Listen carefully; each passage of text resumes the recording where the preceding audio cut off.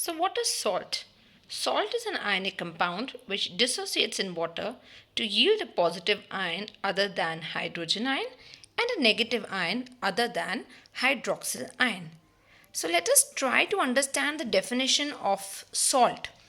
Now the first term which is used over here is ionic compound. So an ionic compound is basically a compound which is formed by bonding between a metal and a non-metal. As you've already done that acids and bases, they are also ionic compounds since they are made of positive ion as well as negative ion. All acids have hydrogen ion in common and all bases have hydroxyl ions in common. So that means hydrogen and hydroxyl ions are common in case of acids and bases. However, in case of salts, they neither have hydrogen ion and nor have hydroxyl ion. Just recalling, a positive ion, it is also known as a cation. Positively charged ion is known as a cation. A negative ion or a negatively charged ion is also known as anion. In case of ionic compound, calcium carbonate, calcium contains calcium ions Ca2 plus and carbonate ions CO3 2 negative. Here calcium ions are cations and carbonate ions are anions.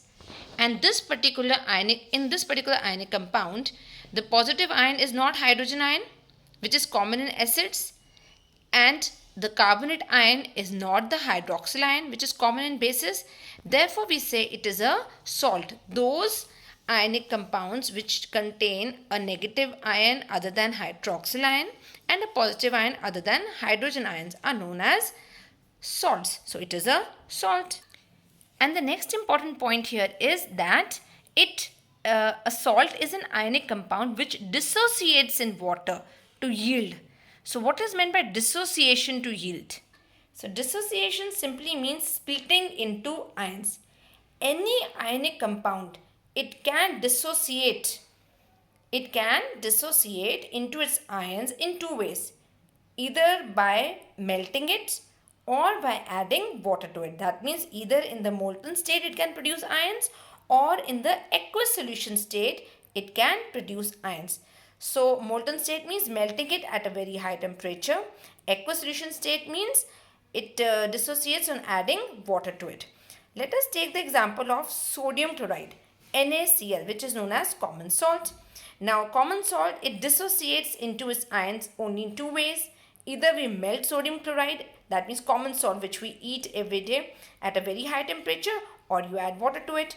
When we melt it or when we add water to it, it splits into its ions, sodium and chloride ions. Okay, this is what is meant by the first line in the definition of salts, that an ionic compound which dissociates in water to yield a positive ion. Now we are having a positive ion and this positive ion is not the hydrogen ion, it is sodium ion, and it has a negative ion which is chloride ion and it is not the hydroxyl ion. So we can say that sodium chloride is a salt. Same is the case with sodium sulfate as well. It is also a salt since it contains sodium ions and sulfate ions, and sodium chloride on dissociating in water, when we add it in water, so it dissociates into sodium ion and sulfate ions, and both these ions are neither hydrogen nor hydroxyl ions. So this is all about salts.